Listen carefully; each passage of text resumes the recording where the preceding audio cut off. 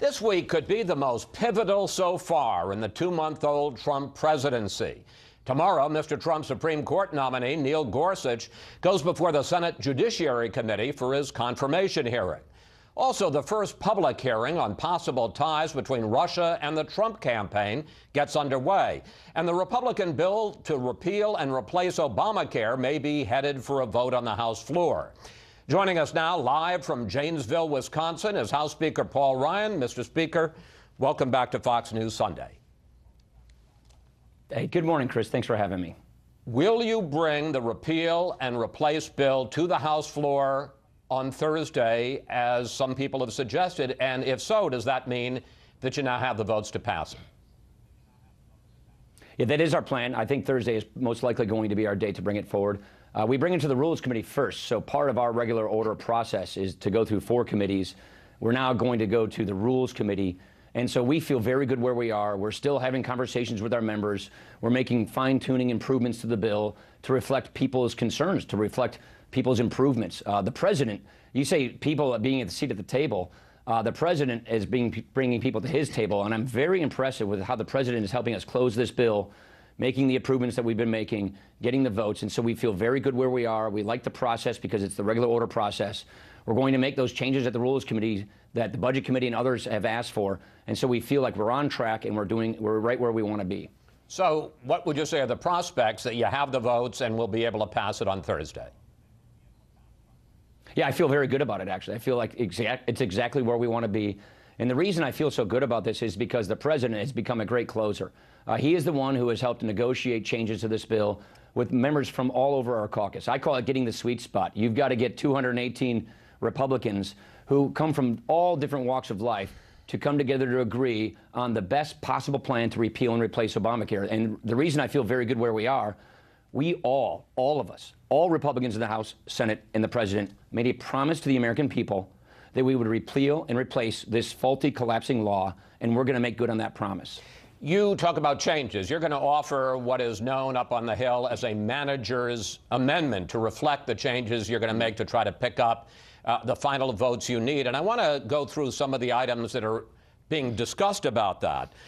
Allow states to impose a work requirement for able-bodied Medicaid recipients. Allow states to accept a fixed block grant for Medicaid and boost the tax credits for lower income and older people. Mr. Speaker, will all of those items be in the manager's amendment? Yeah, those are all things that we are working on in the manager's amendment. We're making sure that we get all the language right. As you know, we have this weird thing called the Byrd Rule, which is reconciliation. So we're making sure that these changes that were being discussed conform with this. And so we've gotten lots of feedback from conservatives, from governors, from people all walks of life in our conference, from different perspectives about changes they think improve this bill. We are working on the kinds of changes you just described, and we're going through that process, and we're going to bring those changes to the Rules Committee. You have been talking about this, calling it a binary choice. Either you accept the GOP bill or you have to stay with Obamacare as it exists and, as a lot of people say, as it's collapsing. But now you're talking about making changes, and this week President Trump said this. If we're not going to take care of the people, I'm not signing anything. I'm not going to be doing it, just so you understand. Right. I'm in a little way, I'm an arbitrator. In fact, there are going to be changes, as you say, this week in the House. There are going to have to be even more changes in Congress. Respectfully, sir, isn't your binary choice out the window? No, you're misinterpreting me. The binary choice is when we bring this to a vote, that's when it becomes a binary choice. Until we bring the bill to the floor, we are always making improvements. There's one word to describe what's going on: legislating. We are not actually doing this behind the scenes and just bringing some bill to the floor and making people vote for it. We're listening to people, and the president's right. He is the one. We've never had this before. That's why I'm very excited. We have a president who's rolling up his sleeves. He's a very quick learner on health care. He's a business guy who came to presidency, and now he's helping us make sure that we bridge differences with members who are bringing constructive ideas and solutions for how to make this bill better. 4-committee process. We got the 4th committee coming up. That's always been the plan, to always learn, listen, negotiate, and improve the bill, make the fine-tuning, and then bring the bill to the floor. And that is where it then becomes a binary choice. That's what I meant all along when I've said this, which is when we bring this to a vote, either we're going to keep the Obamacare status quo, the law is collapsing, 5 states have one plan left, Over a third of the counties in America have only one insurer left.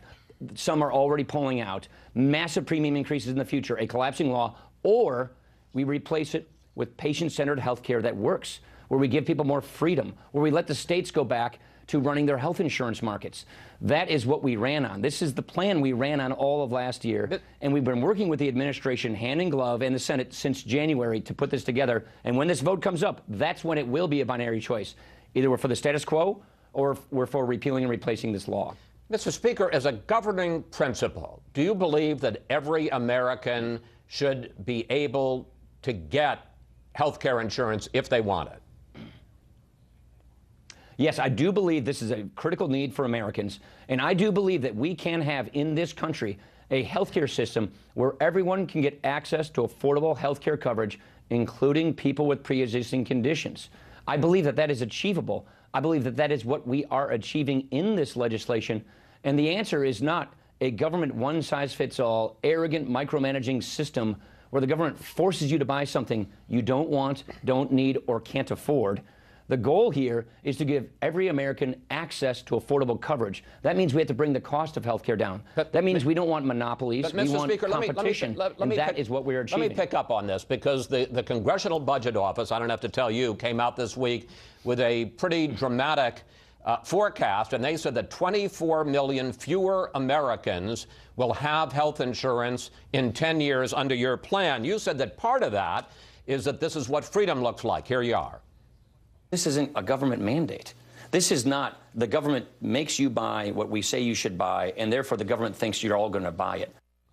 But, sir, is the major decrease in the number of people, according to the CBO, who will have health insurance, is it freedom, or is it that some people will no longer be able to afford health insurance under your plan? I want to show a specific case that the CBO put up. Look at these numbers. In 10 years, the CBO said, a 64-year-old with an income of $26,500 will pay $1,700 out of pocket under Obamacare for health insurance. Under your plan, the CBO says, that same person will have to pay $14,600 because insurance companies can charge more, and the tax credit that you're going to offer is smaller than the subsidy that Obamacare will offer. So what they're saying is this isn't freedom. This isn't people voluntarily deciding not to have health insurance. It's that your plan makes it unaffordable for people.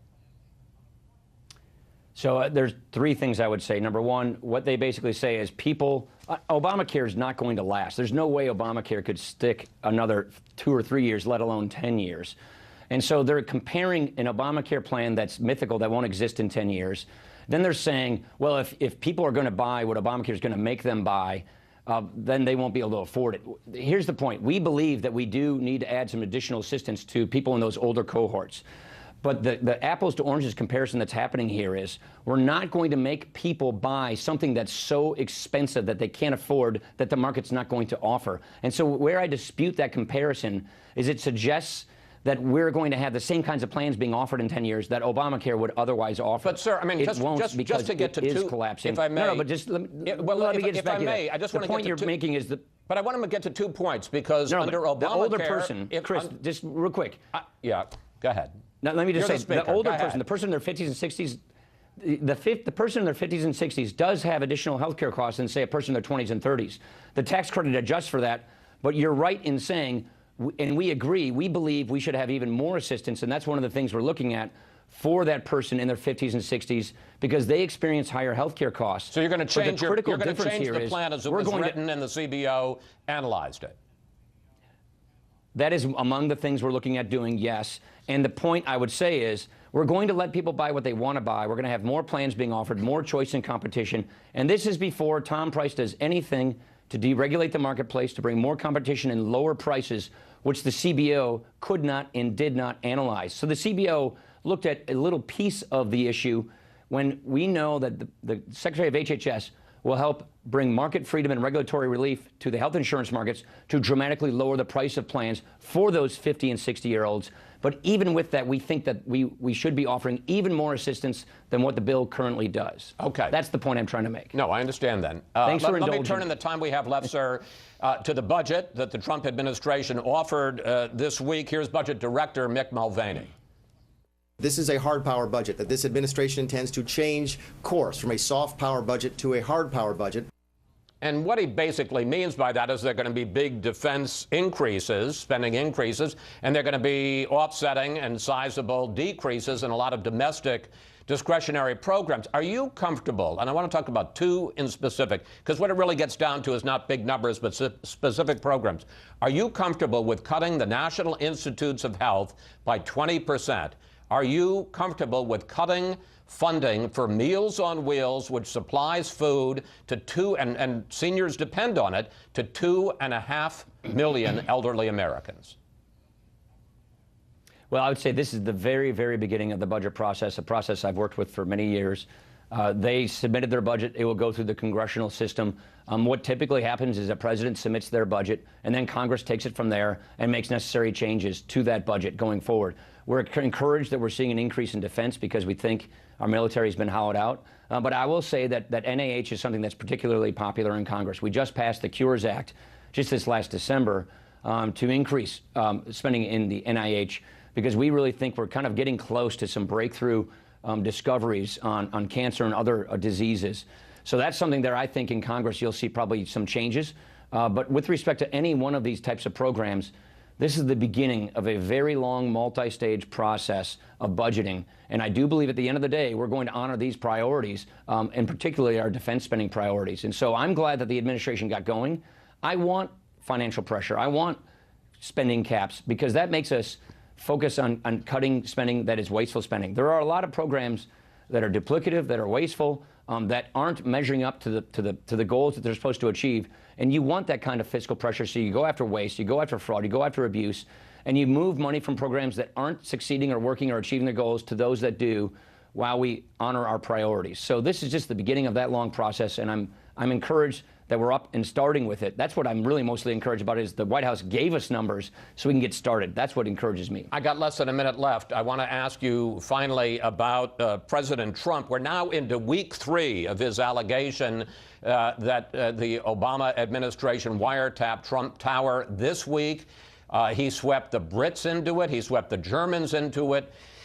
The question I have is, sir, and I don't expect you to comment on that, but isn't this a big distraction from the very ambitious legislative agenda that you're trying to get through Congress? Yeah, it's why I focus on the very ambitious agenda that I'm trying to get through Congress. I'm not really focused on these things, only to the extent that we have a committee that's investigating. I think you have the chairman coming on next. So the president and Congress is already working on this. They've asked us to investigate this. We're going to investigate each and every one of these things, all things related to Russia. That investigation is ongoing. It's not complete. So let's see this investigation run its course. But we have not seen evidence of any of the like that you just described. I think you'll probably get that same kind of answer from Chairman Nunes in a few minutes. Would you like this to be over with quickly? I want to get on with passing our agenda, and you know what? We are. So I'm in a good place. Mr. Speaker, thank you. Thanks for your time. And of course, we'll be tracking what happens in the House this week. Thanks again, sir. You bet. Thanks, Chris.